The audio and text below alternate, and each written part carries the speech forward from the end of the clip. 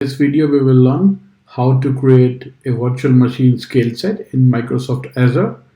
For this, we will set up some environment variables. These are basically resource group, location, and VM scale set name. So here I am setting the three.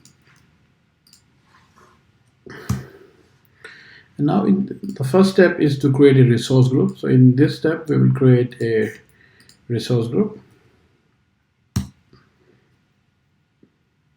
Like for every resource in Azure, it has to be part of resource group. So first, the step is to create a resource group. And then in the second step, we will create as you can see, we will create a virtual machine scale set. So we will use AZ VM SS create, and then we have to define in a resource group. Then we have to define the name of the scale set, then the image type, then the upgrade policy, the username and admin for all the instances, and the SSH key. So that's how you can do. So here I'm going to use my existing SSH keys.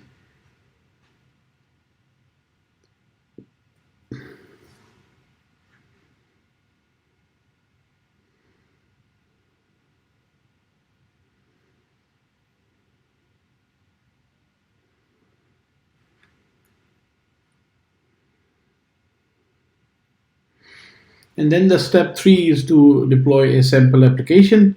So we have a GitHub repository with the name of Azure Learning, and then you can download the sample code from there. So we can directly deploy the sample code on those scale set.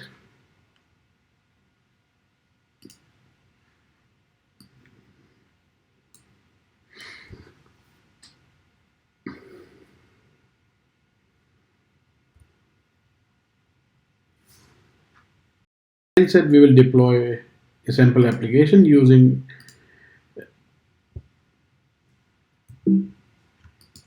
the following command. Here you can see I'm deploying an extension set with the publisher Microsoft Azure extension and giving it a name custom script, same like using the same resource group and the same scaling set.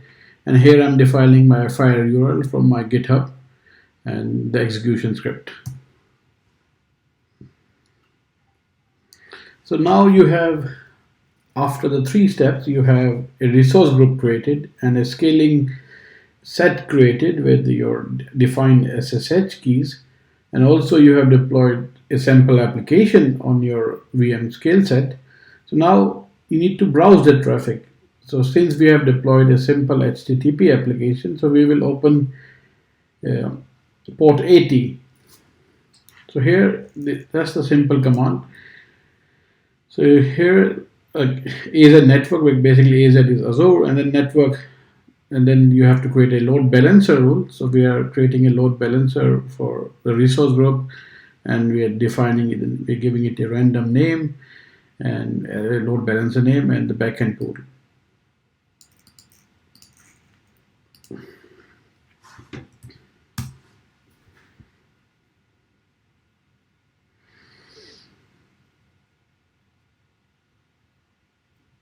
Now we have allowed incoming traffic on port 80 on the public IP.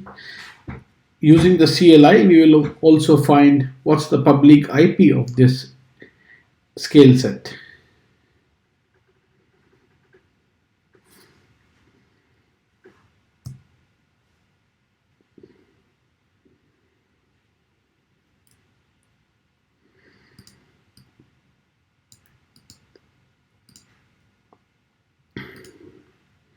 And the 5th step is to just find out the IP address. You can also find it out from your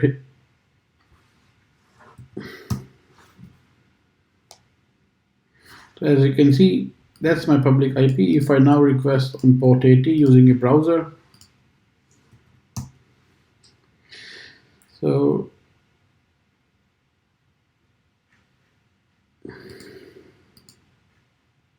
if I use the second browser, the request should generally come from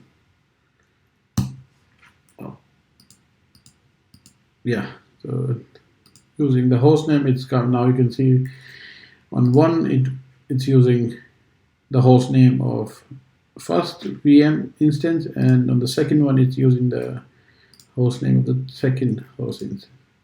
That's it for this video. Please follow our YouTube channel to receive more videos.